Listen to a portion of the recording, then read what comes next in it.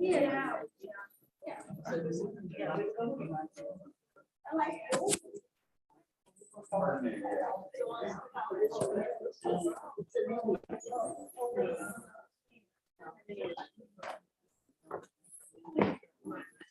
Terry. How are you doing? Good, you? Returning something here. Thought you were going to come up and give the presentation for me.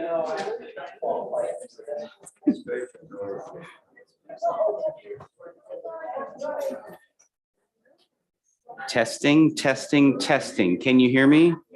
Can you hear me? Yeah, good. Do we need more volume or is it all right?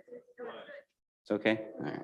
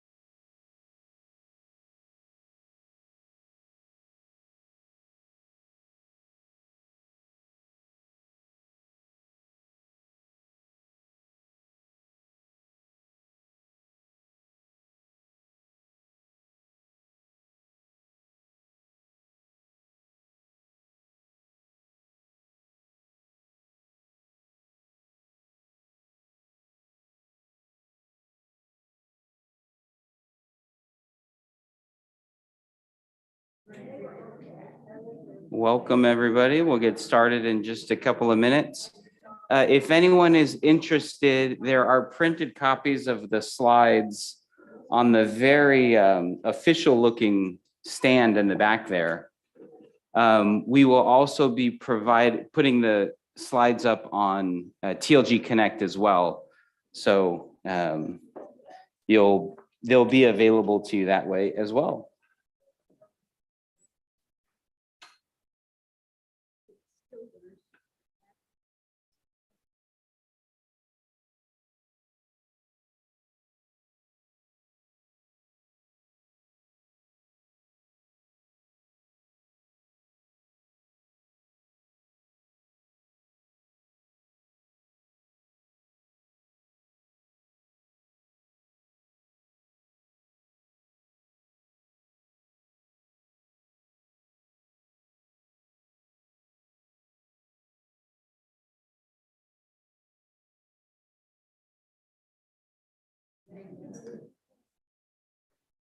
We are making more copies of the printed slides. So I didn't think anyone was going to show up.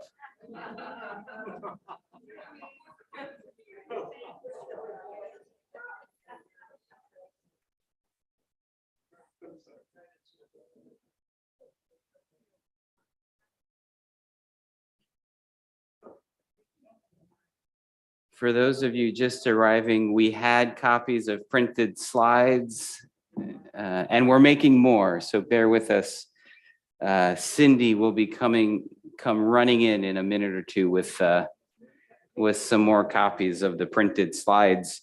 But if you don't have a copy or you don't get a copy, they will be available on TLG Connect online later this afternoon or possibly tomorrow morning.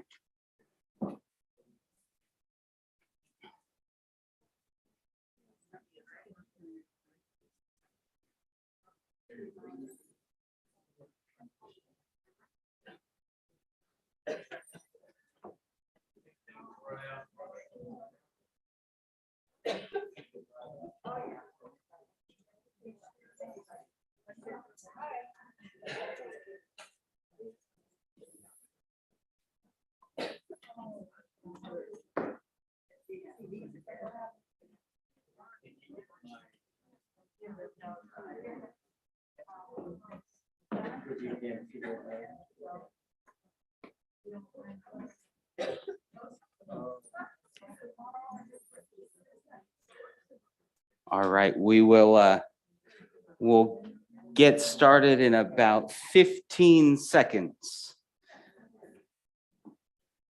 So we got a lot to go over, obviously. Okay.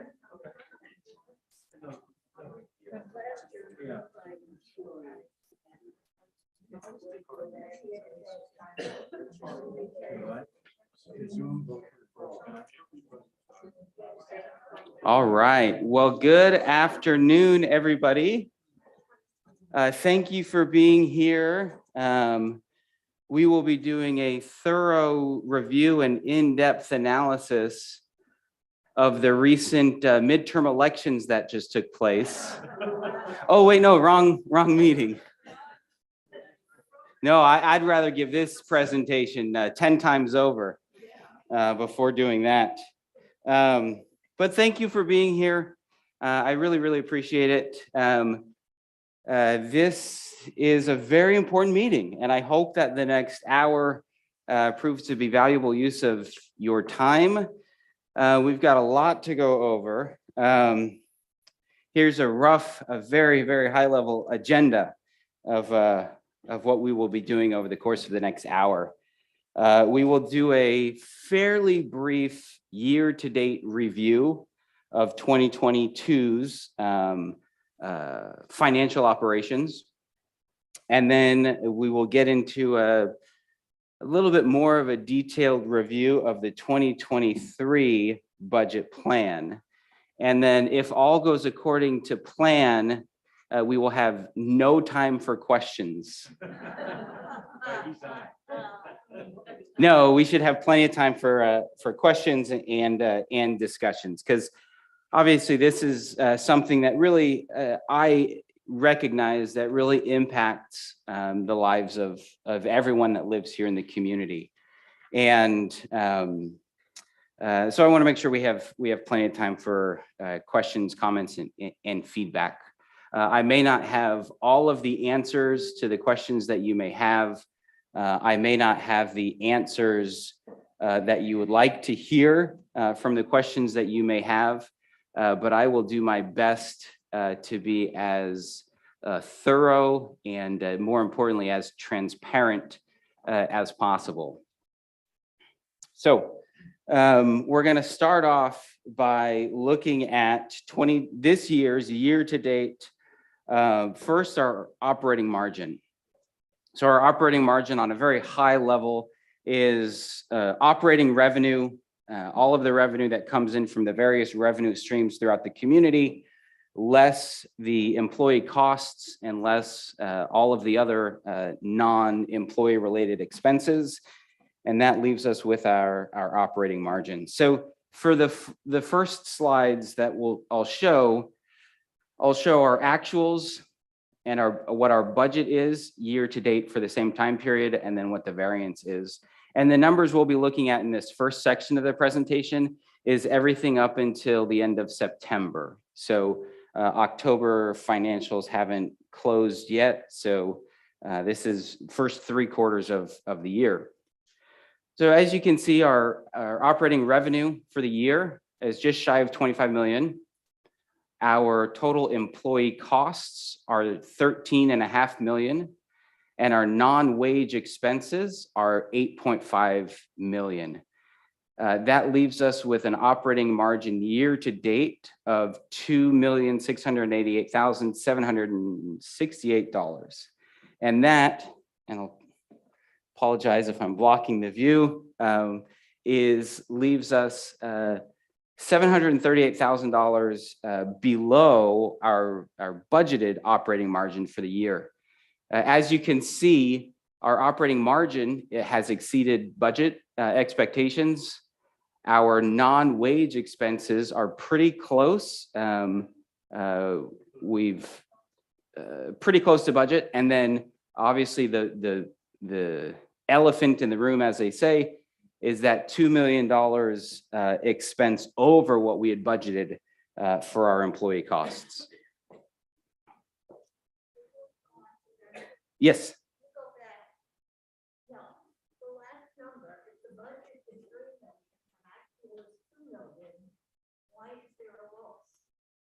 Well, it's not a loss. This is the variance to the budget. So there's a $738,000 shortfall to what the budgeted operating margin was. To date, correct. Okay, so now we'll do, Cindy's got some more copies of the slides. Thank you, Cindy. And there's more on the way. I apologize, I underprinted. So now we have a kind of a breakdown of the revenue based on the different levels of living. Independent living, $133,000 above budget. Expectation, assisted living, 45,000 below. Memory support, 7,000 below. Skilled nursing, we've exceeded revenue expectations by 1.3, nearly 1.4 million. Other revenue streams, a shortfall of 220,000. So again, our total revenue for the year, 24.7 million, and that is 1.2 million ahead of our budget expectation. Occupancy, just showing a breakdown here of our occupancy year to date. One thing just that I want to mention, I've broken down skilled nursing, long-term and short-term. So long-term are residents that are essentially permanently living in the health center, and short-term is residents that are there for short-term stay. Some of them are internal contract residents, and others are residents or patients that we admit from the greater community for short-term care prior to returning home.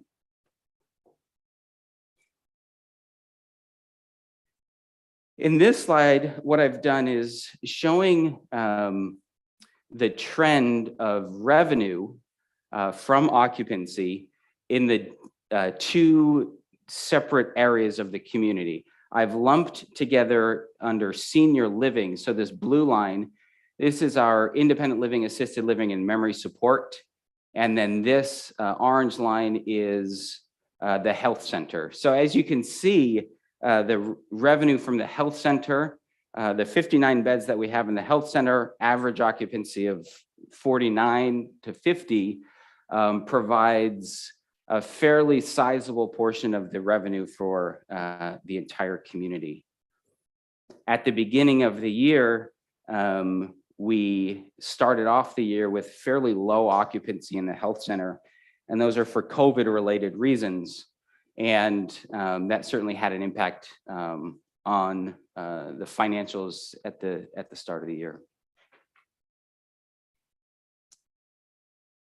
We're not going to go over this line by line because it's a lot to take in. But what this shows is a breakdown by category of our non-wage expenses. So these are all of the other operating expenses that are not wage or team member related. So I'll just leave that up there for a second. If there's any specific questions or about the categories or any of the amounts listed, please let me know. Flo. 63,000 for home care and wellness. Is a lot of that contract people as opposed to actual? Thank you. Good question. So the question was home care and wellness right here. This is the question is, where does that come from? Is it outside labor? Is it contract? None of it's labor related. Even the outside labor falls under the wage category. What this is supplies to a large extent because there's $63,000 overspend. A good portion of that is COVID related expenses, testing primarily. Great question. Thank you. Any other questions? Yes, Judy. And Why was there such a bump up in maintenance and repair? Judy, would you mind repeating that question one more time? There seems to have been a bump up in maintenance and repairs. I'm wondering what happened. Yeah, so what Judy's referring to is right here, under maintenance and repairs, $100,000 over budget. And that there, I don't have the specific breakdown right now. There weren't, as I can recall, it wasn't one large ticket item, but rather just accumulation of maintenance related expenses that exceeded what we anticipated. That's one of the areas. Obviously, we always try to be as budget conscious as we can and as we have to be. When it comes to maintenance related items, we really don't like to hold off on things due to budget constraints. So unfortunately, we were over than what we anticipated. Mike. What are group management fees?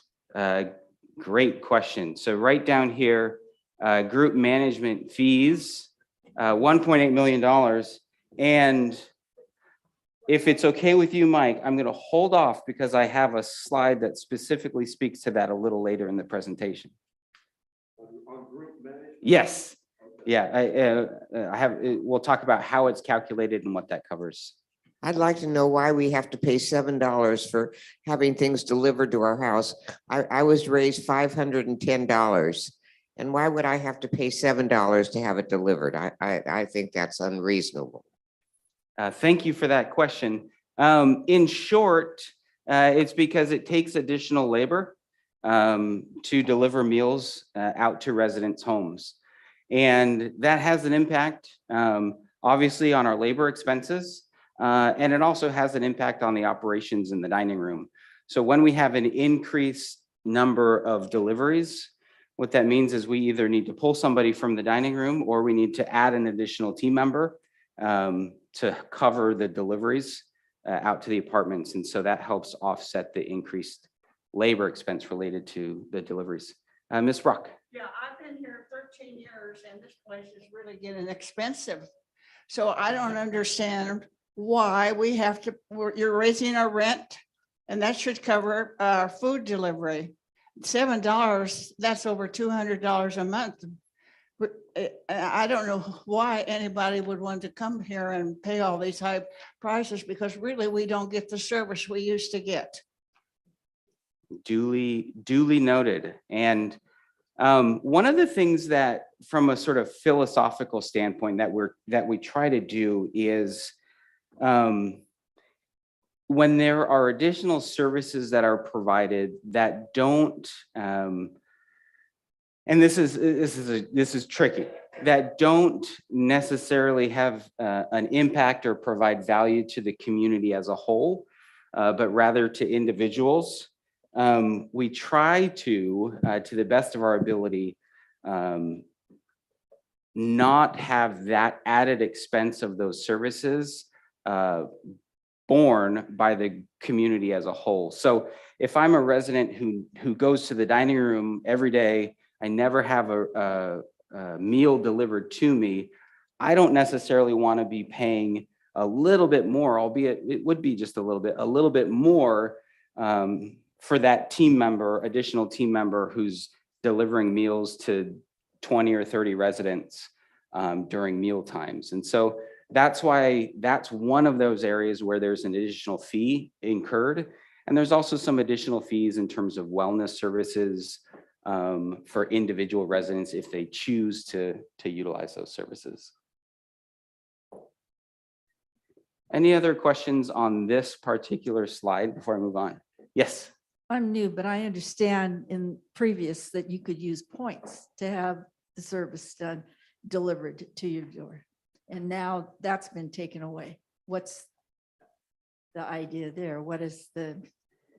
Why is that happening? If you've got the points, why can't you use those rather than being paid $7 for each delivery? It's a good question. And and in all honesty, I don't have a great answer, because I don't know when that change was made and what the what went into that decision-making process.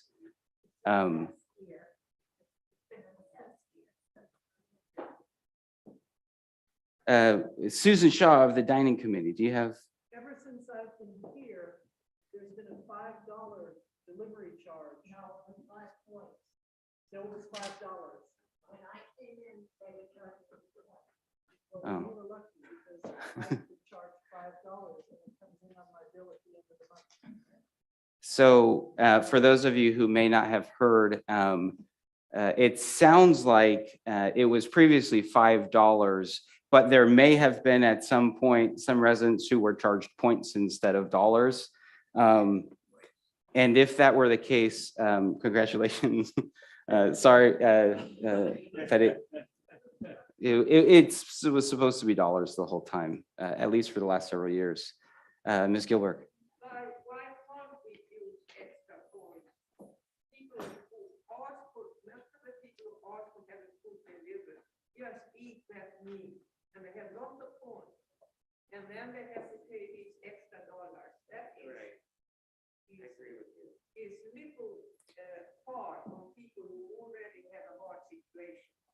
So the comment for anyone who didn't hear is, well, why can't we use points? Which goes back to the original question to start with. And in short, it's because the points don't necessarily translate to dollars that can be used to cover labor expenses, but it is a sort of a murky situation because it goes into the overall dining operations. That's something that we can take a look at and evaluate and see if there is a change that we can make that would make sense. People who over the points are charged extra dollars, $1 for every point extra on their bill, monthly bill. So there is a correlation between points and the dollar. Yeah, that's true. So the comment was those residents, when they exceed their points usage, then it translates into dollars and it gets added onto their monthly bills, which makes sense to, perhaps make that change for points to be utilized for deliveries. We'll evaluate that and see if we could potentially make some kind of a change there. All right, Mr. Clemmer. What is bad debt? Bad debt. So bad debt right here. So year to date, we've had an expense of $18,000 on bad debt. We budgeted for 49,500 for bad debt. And that is money that revenue that's been generated, but ultimately not collected. So the bulk of it comes from insurance claims in the health center. So the bulk of the revenue in the health center comes through insurance, whether it be Medicare, Kaiser, or any other insurance plans. And there's always a certain percentage of that for one reason or another that the insurance companies don't pay. And so we allocate, we set aside some money that'll just be written off as bad debt. All right, I'm gonna keep moving because we got a lot more to get to. And this just died, so we'll go this way.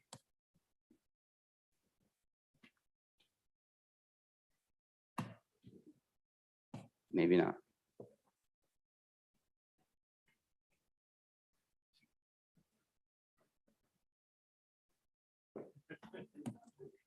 Give me just a second here.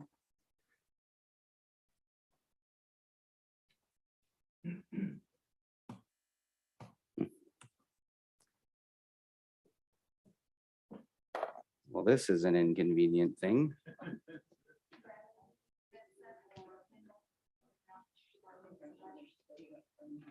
If you can see if Kendall or Sangeeta.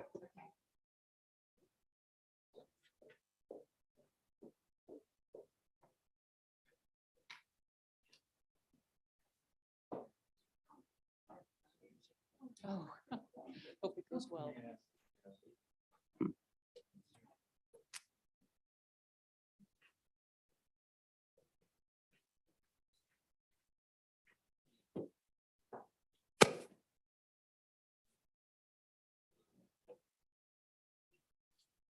Oh, there we go. Okay, we got it.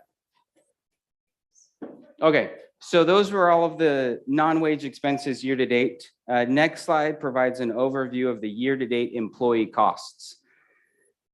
So regular salaries, $182,000 over budget. Overtime and double time, so that's any team members working over 8 hours a day or over 40 hours a week, $617 or $618,000 over budget. Outside labor, $764,000 over budget, and so on and so forth, for a total of $1,846,000 in salary and wages over budget.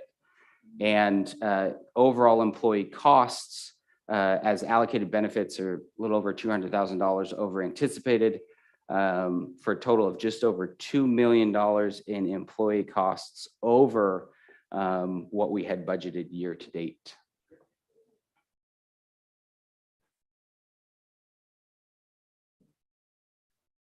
Here is just a breakdown of the operating margin. I think this is a slide that we saw earlier. So that $2 million of employee cost greater than budgeted is really what ultimately results in our operating margin.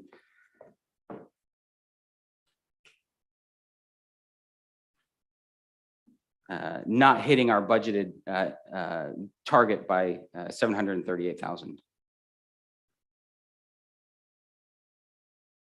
The good news is that we've had a strong year for new move-ins. We've had quite a few new move-ins, and so far year to date, our net cash from entrance fees is $942,000 over our budget expectations. So when we combine our cash from operations, which is our operating margin, with our net cash from entrance fees, so that's a combination of all of the entrance fees, less any refunds or rebates that have been made throughout the year. We are $204,000 ahead of our net cash production target for the year. Okay, we're going to get into the 2023 budget plan. This first slide just provides an overview of the players that are involved in creating our budget. The Human Good Board of Directors ultimately has to sign off on all of the individual communities' budget plans. We have the Community Support Center, which is our corporate office or home office, finance team, operations team, legal team. We have TLG team members. I work with our leadership team to determine what the budget needs are for each individual department. We work with the advisory board and TLG residents in our budget finance committee throughout the year to ultimately get us to where we are today. So here is a very high level overview of the revenue that we have budgeted for 2023. This is super complicated. And so it's there. There are slides available to review in detail, but I'll just kind of point out some of the key things. So in this chart and the subsequent slides, what I've done is I've included the actual revenue from 2021. And then I've included what we anticipate to be the total revenue for 2022. So these aren't year-to-date numbers, but they're annualized for what we project between now and the end of the year. Also, I've included the 2022 budget and then the 2023 budget. And then this last final column shows what the comparison is, or the difference between the 2023 budget and the 2022 budget. So most significant thing to note here is that the total revenue increase in budgeted revenue for the entire community from now of 2022 to 2023 is 1.9 million.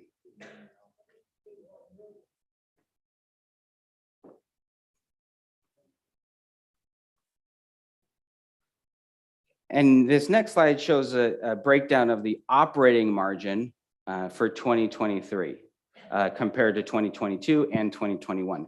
So operating revenue, the difference that we just saw in the previous slide is 1.9 million.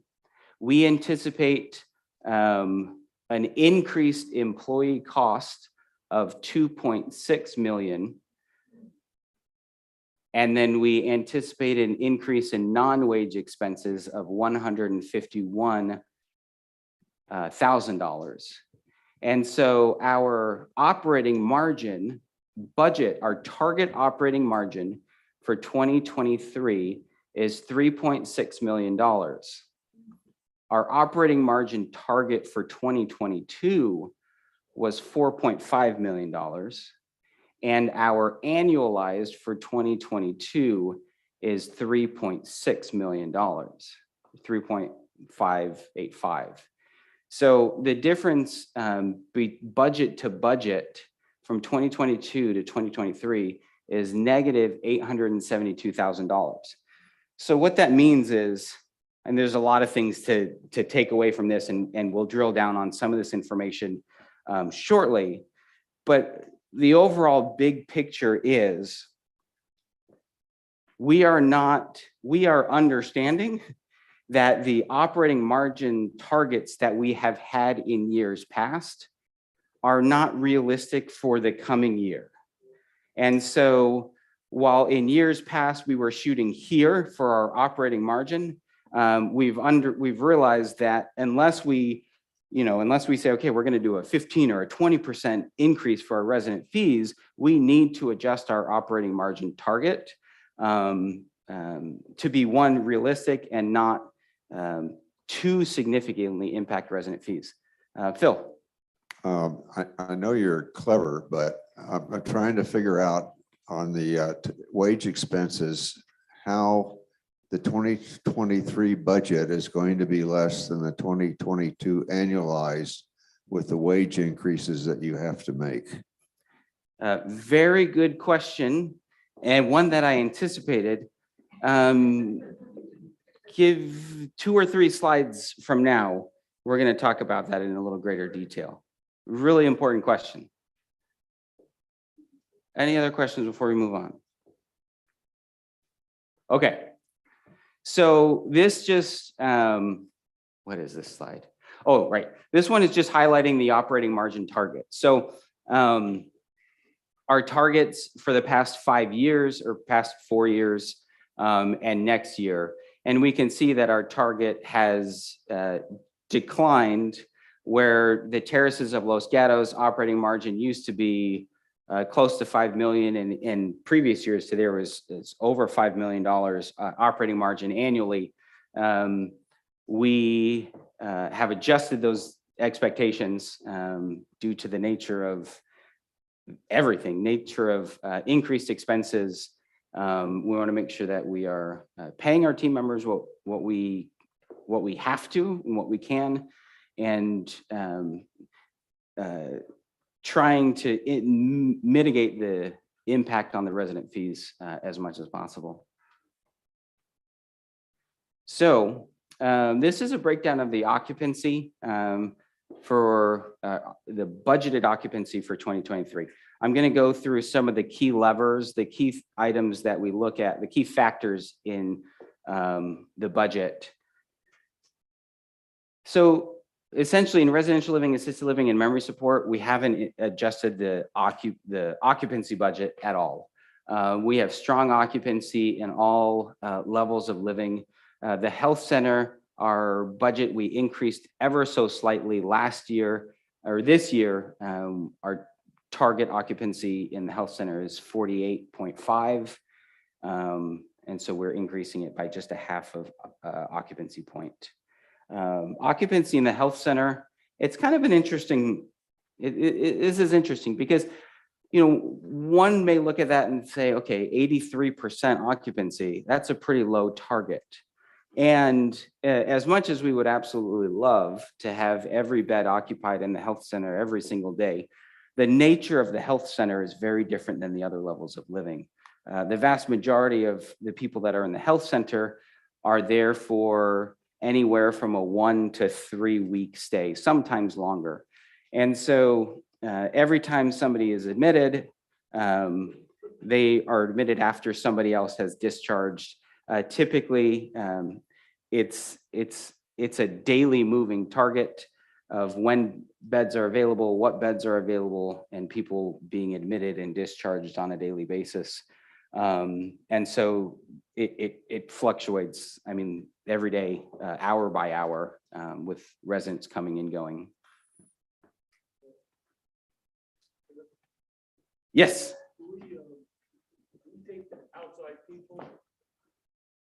can you say it one more time so everyone can hear? Do we take outside people into this, and people that don't belong here, can they come in and use the facilities?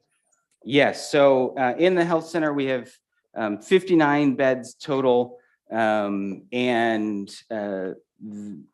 at any given time, it fluctuates what percentage of those residents are contracted residents that live here at the terraces versus residents that have been admitted from the greater community. The people from outside our community, do they pay the same as us? Good question. Yes and no. If residents or patients from the outside community are in the health center and their stay is covered by insurance, whether it's Medicare or a different insurance plan, that doesn't change. We can't impact what the insurance provider would pay to us. But if they're private pay, and that's typically the residents that are here for long-term care, if there are non-contracted residents, they're paying a significantly higher daily rate in the health center than a contract resident would be. Okay, so a couple of the two major considerations with budget planning for our expenses are obviously our team member expenses, and that's our count of FTEs or full-time equivalents or employees, and their wages, the wages that we pay them, and then all of the non-wage expenses, the other services and supplies that we purchase. So we're first going to go over team members.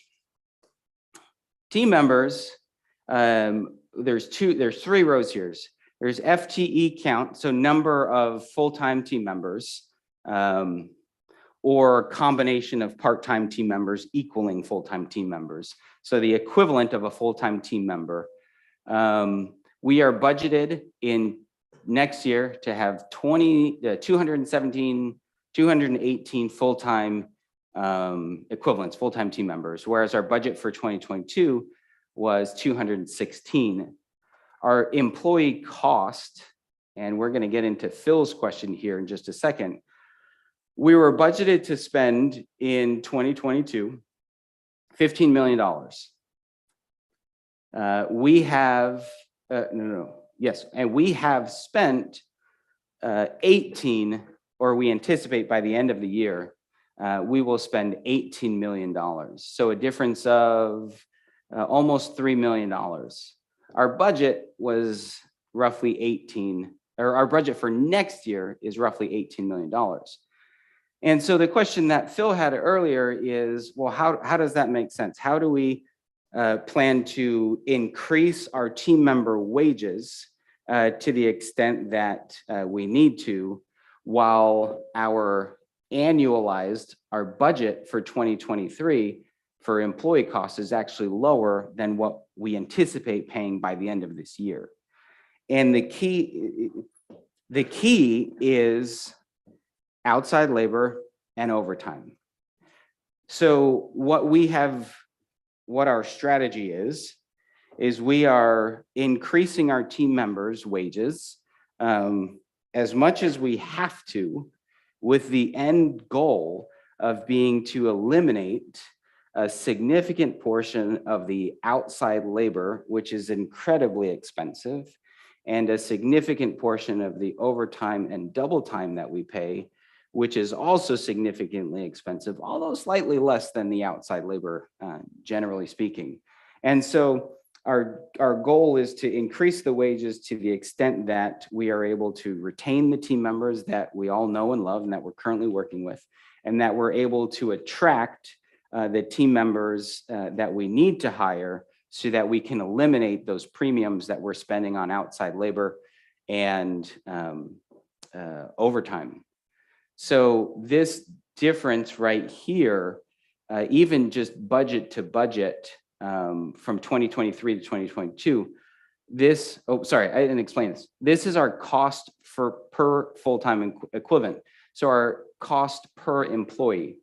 2023, we're anticipating an average expense per employee of 82,000 per year.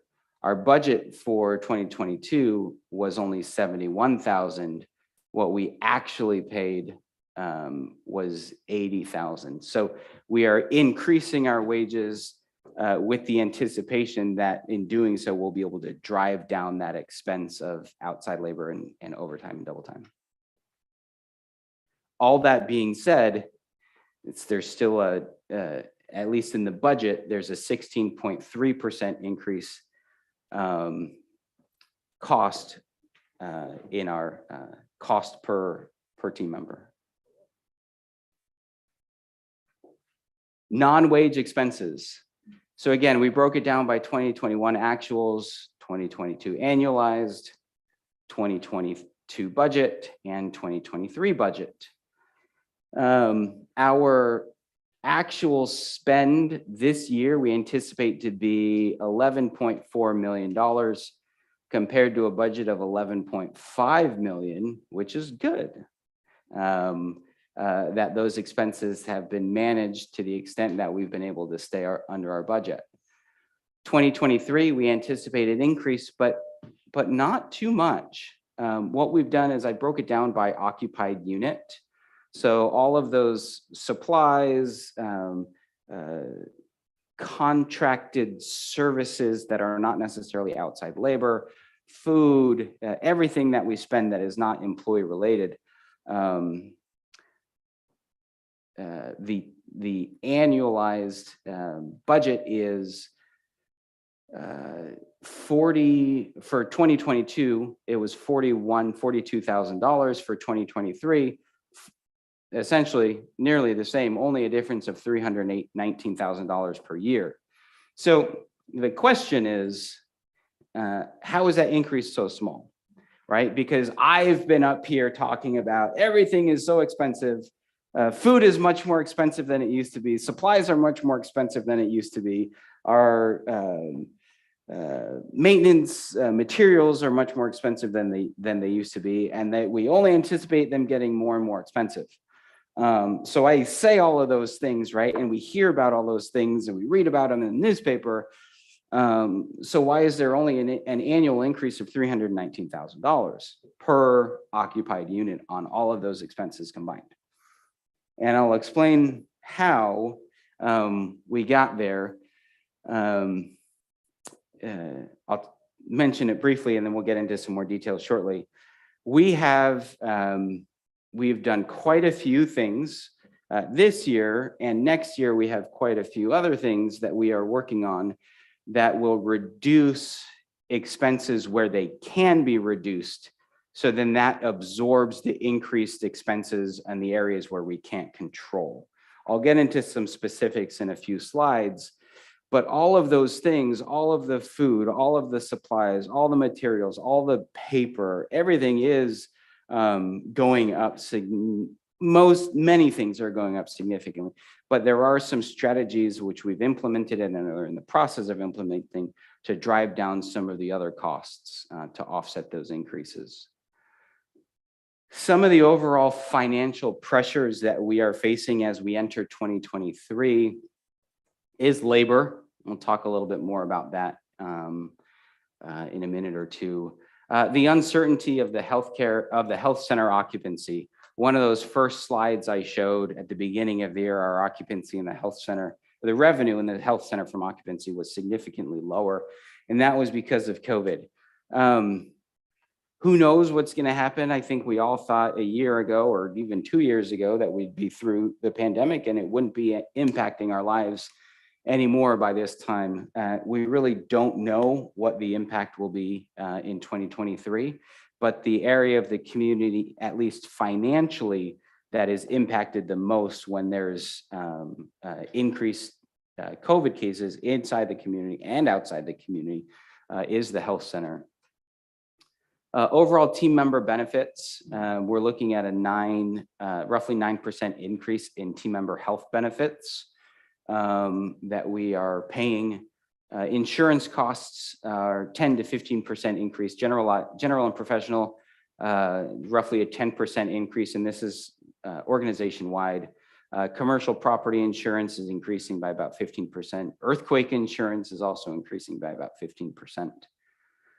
Overall inflation of costs of goods. What we did is we did analysis of June, I can't recall if it was June or July 2022 compared to the same.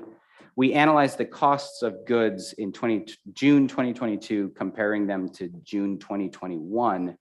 And these overall item for item, there was a 9.1% increase, food, 10.4% increase, and other supplies were 10.2%.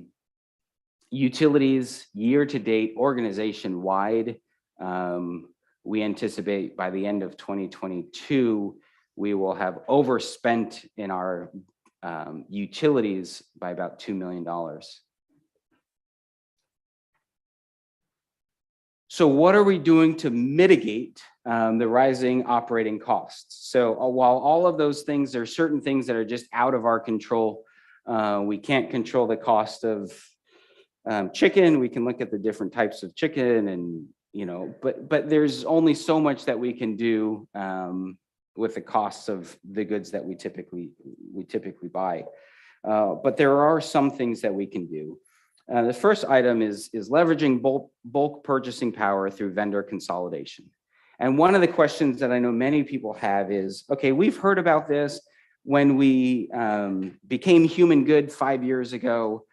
We talked about, or we heard about, okay, increased purchasing power, that's going to be able to drive our costs down. As we've added more communities to the portfolio, one of the talking points is typically the larger we are, the more buying power we have. And it's true. It really is. And it doesn't, it's hard to see because it doesn't directly translate into, oh, great, okay. So as an organization, instead of buying 100 pounds of chicken, we've bought 1 million pounds of chicken. And so that brings the cost down. That isn't necessarily going to translate into, okay, well, resident fees are going to be decreasing. But what that does do is that helps mitigate the inflationary costs. There's some other specific items that I'll mention here in a second, where being part of the larger organization has really helped us mitigate some of those rising costs. One thing that as an organization we're doing is increasing our oversight on expense management. There's a lot of increased checks that are in place now to make sure that as a community, individual communities are spending appropriately. And at the community level, we're looking at our individual department budgets more closely. And as an organization, there are systems that have been put in place that help us know really where every dollar is going to make sure that they're going to where they should be going and they're being used wisely. Yes. Do we go for bidding on a lot of this stuff? Do we go for bidding on a lot of what kind of stuff? Bidding for the food, the bulk food, the labor. Are we bidding for this stuff, or is it just the same people over and over again? So this is a really good question, and you teed me up perfectly for the next 2 bullet points on my slide. So thank you, and I'll return the favor at some point in the future. So I'm going to talk about therapy and pharmacy. So we pay a significant amount every month to our therapy partner who provides therapy for our health center residents and also outpatient therapy for our residents throughout the community. We also pay a significant amount of money to our pharmacy provider. And the pharmacy, most of that expense is in the health center. We have negotiated a bulk contract throughout almost all of our communities for both therapy service as well as pharmacy service. So we, based on the bidding process that we went through, as most of you have probably heard, about 3 months ago, we changed our therapy provider to a new provider who not only is providing, in my opinion, a higher level of service, but we anticipate a savings of a conservative estimate of $400,000 per year. We are in the process of making a transition on our pharmacy provider, which will ultimately result in what we're projecting to be at least and likely more $200,000 savings per year. That change in pharmacy provider hasn't happened yet, but we're scheduled mid-December to make that transition. And those contracts, we were able to negotiate those contracts and the terms of those contracts because we approached it as an organization, from an organization standpoint. So yes, in short. Question all the way on the other side. Concerning the therapy, do we not get reimbursed for that through various insurances that our residents Are able to collect, but not personally, that goes to the therapist? So the question was, do we not get reimbursed through insurance for the therapy that we provide? Yes, we do. And there's a significant part of, significant amount of revenue that comes in from the therapy. But if we can maximize that revenue and minimize the expense to be able to still maintain that revenue, that's the goal. I want to ask a question. Yes, Ms. Brock, Okay, let's talk food, Morrison. let's do it. They have to, are they, if you want to bid, is that for the whole human good? Are they all over the country? Yes, Okay, so you don't bid, human good does the bidding then? correct. Okay. Yes. When's their contract up? Pretty soon, isn't it? I think it's a contract that is evaluated and renewed or not renewed every, Well, we could have. I don't know, actually, I don't want to say. Yeah, well, they'll have something like pork, and they put it on a plate, and my God, there'll be fat on it. It's not presentable, and sometimes the food, you don't want to eat it. Yes, I understand. I bet you do. So moving, oh man, we are, okay. A couple of other, oh yes, Ms. Shane. What about Bold? Is there a cost for that? The question was, is there a cost for Bold? And that's the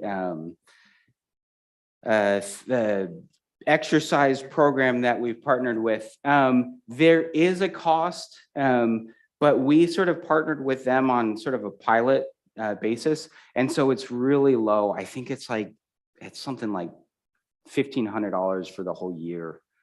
Thank you. It's really low.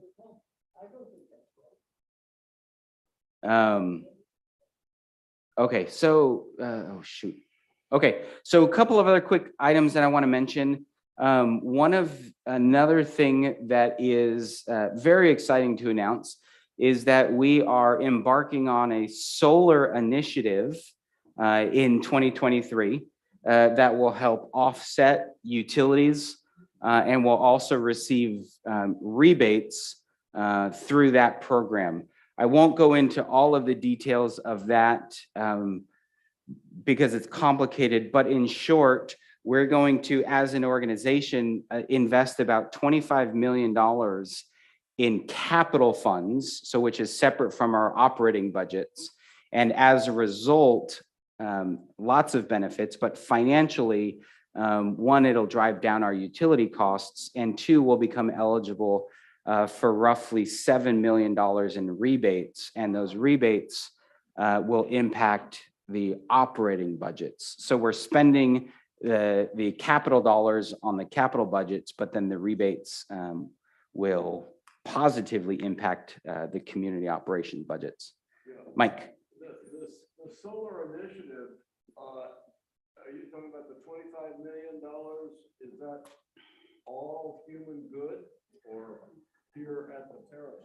So the $25 million is for, as I understand it, will cover all, I think all or nearly all of the California communities.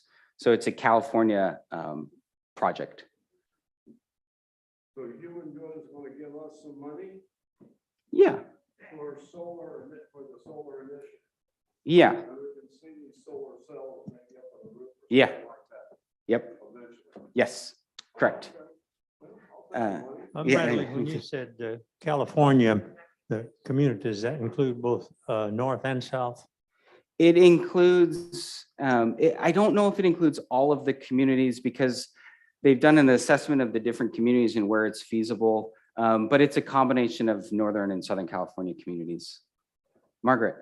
How can we encourage residents to be more creative in turning off all their electricity, lights, et cetera, when they're out of their units, and also be more conservative on water use? It really would help your monthly fees for PG&E and San Jose Water. I think you've just done a good job in encouraging everyone to be conscientious of those things. And you're right, I think we can probably make a better effort throughout the community to encourage residents to help limit those expenses. Okay, I'm gonna keep moving here for the sake of time. I talked about this roughly a little bit earlier, just investing in team members, working on different leadership development programs, scholarship and tuition reimbursement programs, where investments are being made either through foundation dollars or through human good and Terraces de los Gatos operating dollars to help encourage retention and career development within the organization so that we're minimizing the financial impact of turnover. And then also, as I mentioned earlier, we're just adjusting our operating margin expectations. So if we said, okay, in years past, as a community, our operating margin has been $5 million, and we're going to stick with that $5 million operating budget, or that $5 million target of operating margin, then obviously that revenue would need to come from somewhere. So we've adjusted that down to minimize the financial impact on residents. Labor, why is labor so much more expensive now than it has been in years past? I'm probably not going to say anything that we don't already know, but I mentioned earlier just wage inflation in general. We're budgeting a 16% increase in cost per full-time equivalent. Increased competition. There's additional senior living communities that are being built in the nearby areas that are very eager to hire the wonderful team members of the Terraces of Los Gatos, and the way that they encourage them to do so is offer them a lot of money. And so we need to respond to that accordingly. Also, within the healthcare industry, a lot of nurses and nursing assistants, there's a lot of competition to move into other healthcare arenas where, to be frank, the wages are significantly higher than in senior living. And then we have a lot of team members that are just leaving to go to other industries. And that's not just team members within the terraces, but within the senior living industry. And what that does is that just creates more of a vacuum, which drives up the wages for everyone within the industry.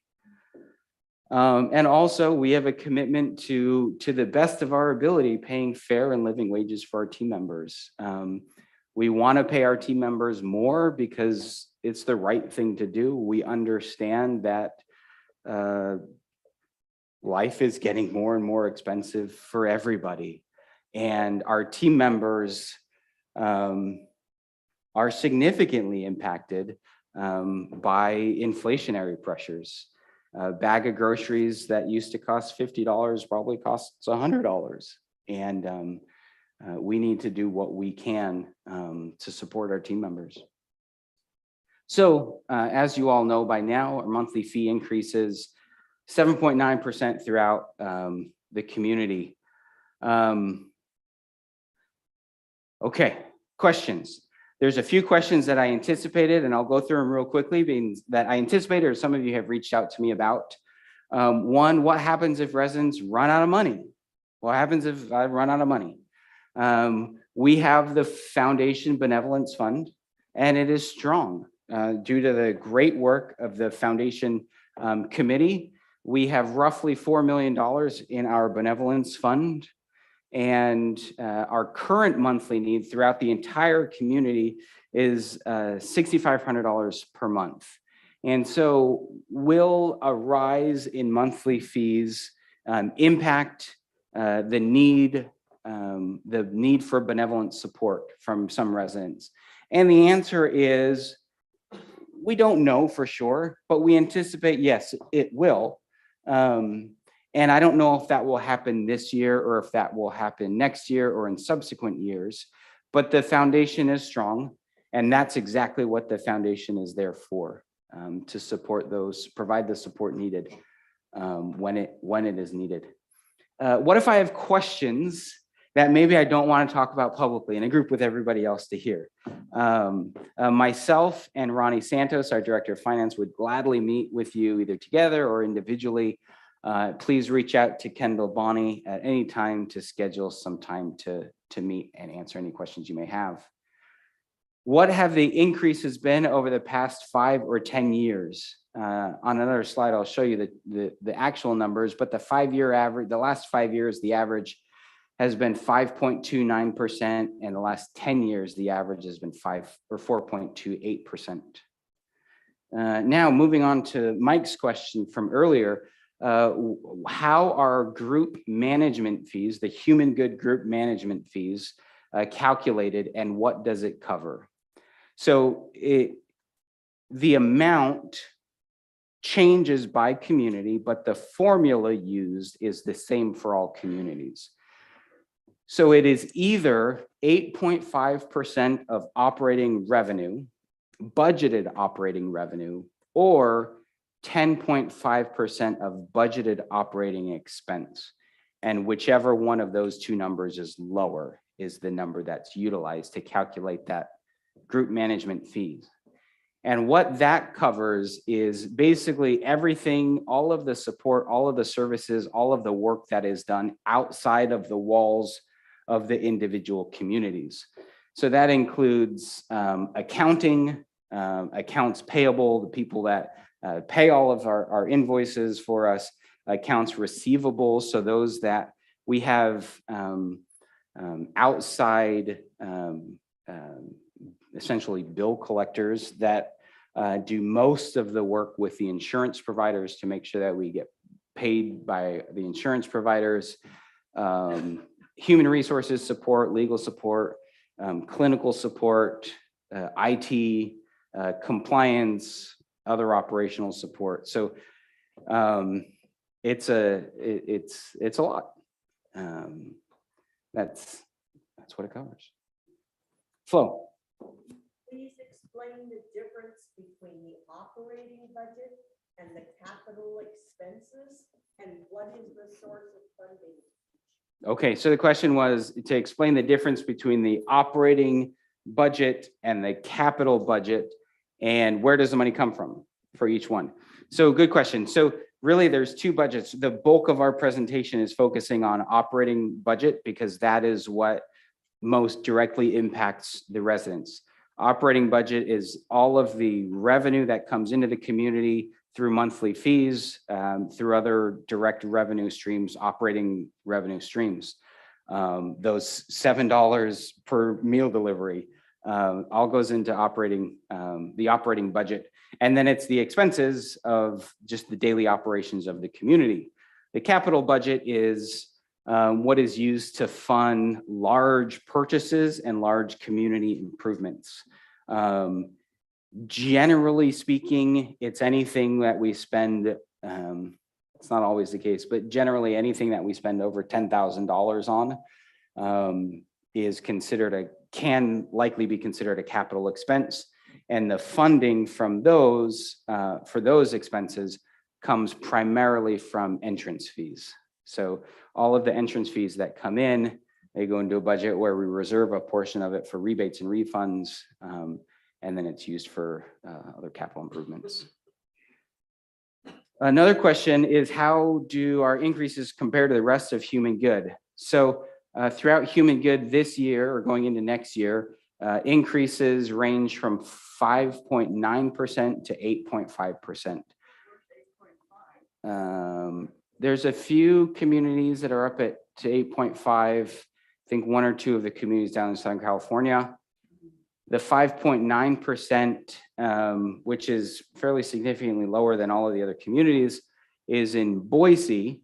And some of you that were here last year in the presentation may recall that last year, their monthly fee increase was 17%. So although theirs is a little bit lower than everybody else's this year, they got hit pretty hard last year. Here's a trend of monthly fee increases for the past 8 or 9 years. And then here is, and this is probably hard to see, it might be easier to see on the printed slides, the monthly fee increases for all of the human good communities.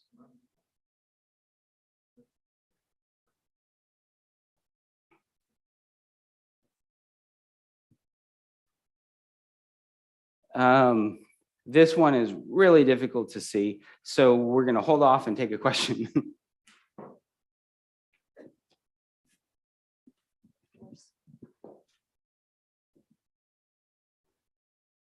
When you mentioned the capital expenses and you indicated, I think, that a portion of the entrance fee for new residents is used for capital expenses. That would be for renovating the apartments or for general stuff. What percentage is allocated and set in reserve of those entrance fees to use locally? There's not, as far as I know, there's not a specific percentage that's allocated for each community. But what we do is each year we go through a capital expense budget planning process where we look at what the anticipated needs are for the coming years and then just pull from the available funds to fund those projects. So there's not a set, as far as I know, a percentage that's allocated for each community. So can you use whatever is necessary from that then for the capital expenses of, say, renovating an apartment or other necessary upgrading? Yes.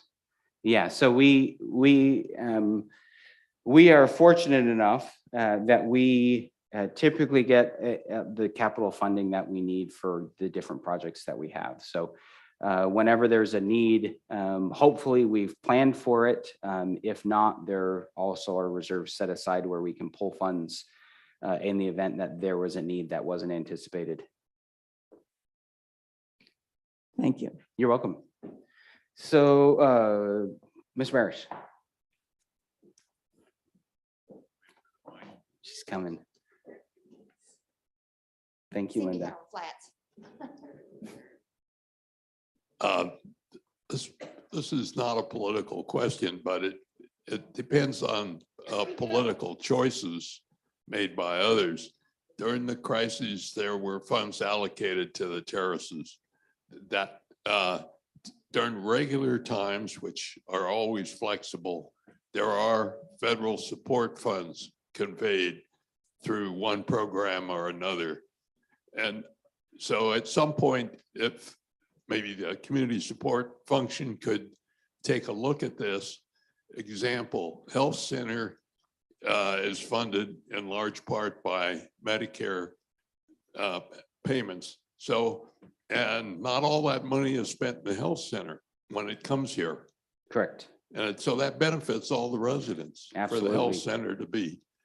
And I think just giving a perspective to outside support, plus does Human Good write for grants. They're doing good for society by taking care of seniors and moderate income housing. We'd like to hear if Human Good is actively seeking grants to do good for the whole community. Thank you. Thank you. And I don't know, I know on the affordable housing side of our operations, grants play a significant role in their operations.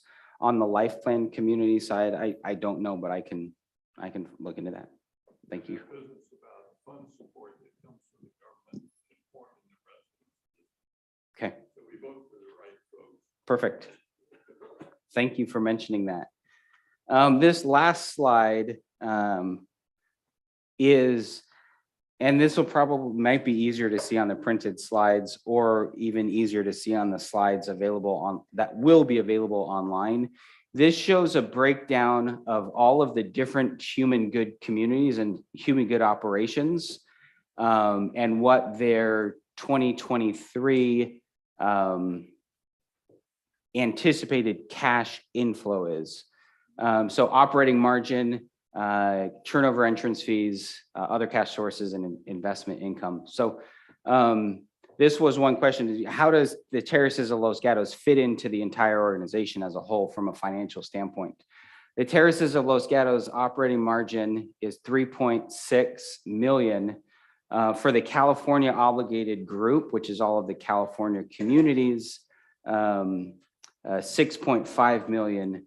And so the Terraces of Los Gatos certainly plays a significant part in the financial operations of the entire organization.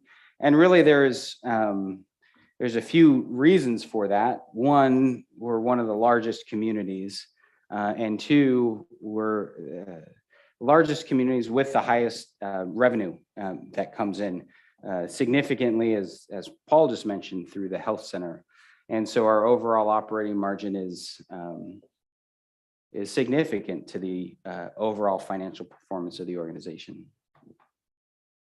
We're past 2:30, but I've got the whole afternoon except for a board meeting that starts at 4 o'clock. So if there are any additional questions or comments, let's hear them. Linda will come up with a microphone for Ms. Brock. And if anyone wants to leave, feel free to do so. If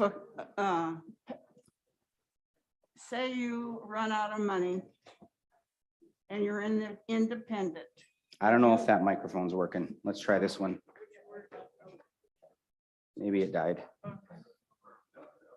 If you're say you're independent, you have a 1-bedroom apartment and you run out of money, will they make you go to a smaller place? Okay, good question. So the question is, if you are living in independent living in, say, a 2-bedroom apartment and you run out of money and need financial support from the benevolence fund, would you be forced to move to a smaller apartment? Is that the question? It's a really good question. And honestly, I don't know what the contract specifies. I believe so.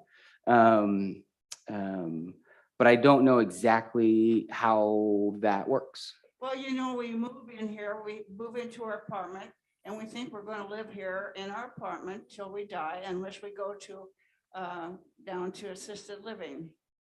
But that's because of your health.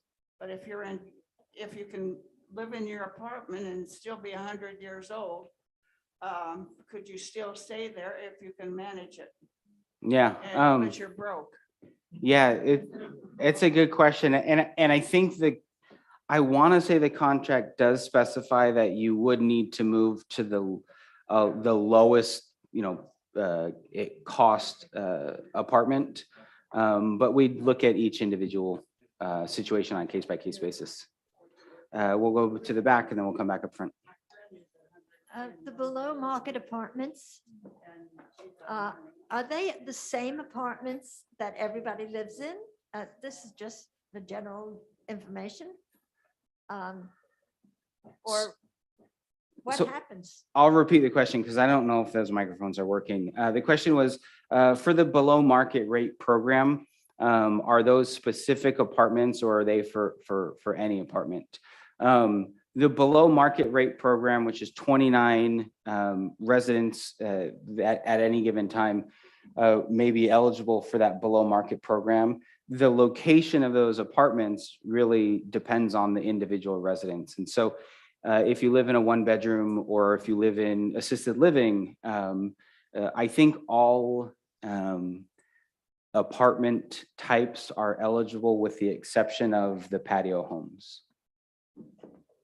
Good question. Mike. That's okay. Okay. I'm fine. I won't put anyone first. Oh, that's all right. Along a similar line, if one of our residents needs to go into the health center and it's full with outside people because there are a dozen outside people, Mhm. what happens to us? This is a good question. And in my 6.5 years, that hasn't happened.